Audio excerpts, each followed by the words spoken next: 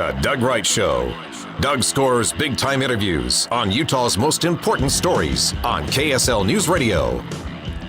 Welcome back to our gubernatorial debate. Our Democratic candidates are here with us. We appreciate Mike Weinholz, also Vaughn Cook, joining us today. We also, again, want to thank a very important group, the Utah Women's Democratic Club, the oldest continuous women's Democratic club west of the Mississippi, for facilitating this today, and also thanks to the League of Women Voters who are keeping time during the debate. This time, this question will go first to Vaughn Cook. And again, these questions come primarily from those who text in and they emailed us with their concerns and their comments. And this is one that we had 3 or 4 that were very, very similar. We've melded them together as well. Utah has serious issues with dirty air. It affects the health of Utahns and the reputation of our state. What specific steps would you take as governor to clean up our air and clean up the energy that we produce in our state? Mr. Cook. I'll need 10 minutes, Doug, if that's okay. No problem.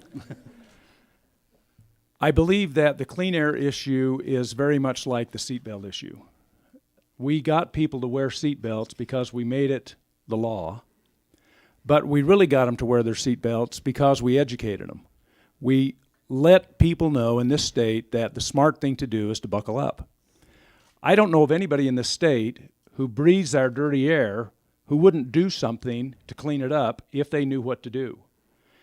So I think that the first thing is to create some legislation. Let me give you an idea of what we could do. Builders build homes today to codes that were developed in 2006. Building materials and building styles have changed over the last several years, but our building codes have not improved. We could improve those codes and we would get new construction that would be more ecologically responsible. That's one legislation. Education is a huge piece of this, too. Let's go to Mr. Weinholz now. Well, the first thing we have to do is get serious about this issue, because I believe the governor and the legislature has not been serious. Anytime you hear a politician talking about the need to clean up the air, they always have a qualifier that says, well, we need to clean up our air, but we can't do it at the expense of jobs. And I don't think those two things are mutually exclusive. In fact, if we begin to move towards next generation energy sources, it'll create thousands of jobs for Utahns, particularly in central Utah, where they're suffering from market changes in the coal industry. So the first thing we have to do is get serious. We have to have big, bold solutions. All we do currently is nibble at the edges, and that shows that we are not serious about it. Let's go back to Mr. Cook. The cost of this dirty air is really a chronic problem because we're keeping people sick, we're making people sick. Those problems won't show up for years to come. The other part of this is how do we clean up the energy in the state? And I think a classic example of things that we could do better is sending $53 million to California to build a port when we could have taken that same money and invested in our higher education institutions and asked them to develop a way to burn coal clean. If we could develop that technology, we would export that across the world and we would solve a problem that the world has, not just Utah. And back to you if you choose, Mr. Weinholz. Well, the other issue that dirty air creates is a problem for economic development, because people come here in the winter during ski season, they get off the plane in the inversion, and when they go back, they tell their friends how dirty the air in Utah is. So this is a problem for economic development as well. When there's an article in the New York Times, which is read around the world, about the poor air quality that we have, it makes it very difficult for us to recruit workers to the state and the right kind of businesses with high-paying jobs to the state as well. We had quite a few questions come in regarding the situation of environmental issues in the state of Utah. This one also came in, and again, there were many that asked about the air quality. Along with air quality, the overall supply and quality of our water are of great concern. How do we ensure that we get our fair share, we conserve, and we maintain the quality of our water, Mr. Weinholz? Mm-hmm.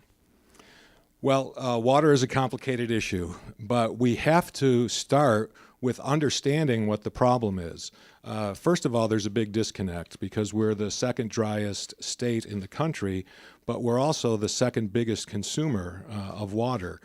in the country. So we have to look at conservation, but we also have to understand what the problem is. We currently have a broken system of measuring what the issue is.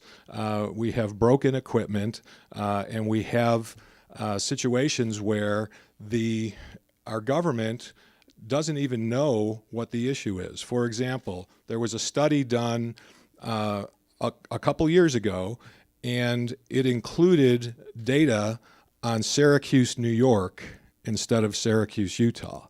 So we need to get serious. We need to have solutions, and we need to hold the governor and our legislators accountable for their lack of action so far. Mr. Cook. When we look at ecological issues in this state, we really need to look at them with a 150-year perspective. The decisions we make today are going to impact our grandchildren and our great-great-grandchildren, and we don't want to screw it up for them. We're constrained by the fact that we live in a desert. That's just a fact. We also anticipate that the population in the state is going to continue to grow, but it can't continue to grow if we don't have enough water to drink. And we need to make plans today to do that in a way that will not screw up the economy, or not the ecology for our great-great-grandchildren. One of the ways to do that, and the place to start, is conservation. Instead of developing new water projects and diverting water from one place to another, let's take the water that we already have and let's use it more efficiently. Let's not just use water to water lawns. That's a terribly inefficient thing to do, terribly wasteful. Mr. Weinholz.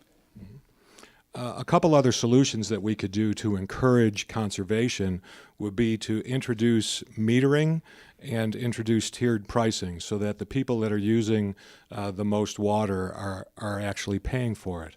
We also should look into modernizing our agriculture system. Our agriculture uses about 87% of our water in the state, and they're using antiquated systems that have lots of waste in the system. So there's plenty of ways that we can look at conservation as well.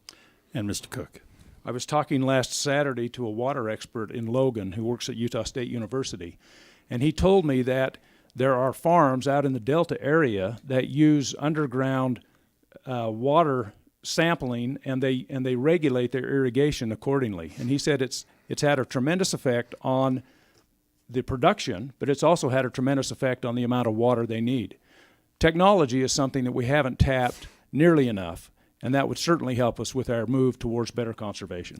Thank you for your responses. We are going to take a break at the top of the hour here at KSL. By the way, for those who are listening but would like to view this, you can go to kslnewsradio.com, where this is being streamed live. We'll take a break at the top of the hour for our news, and we'll be back with the Democratic gubernatorial debate.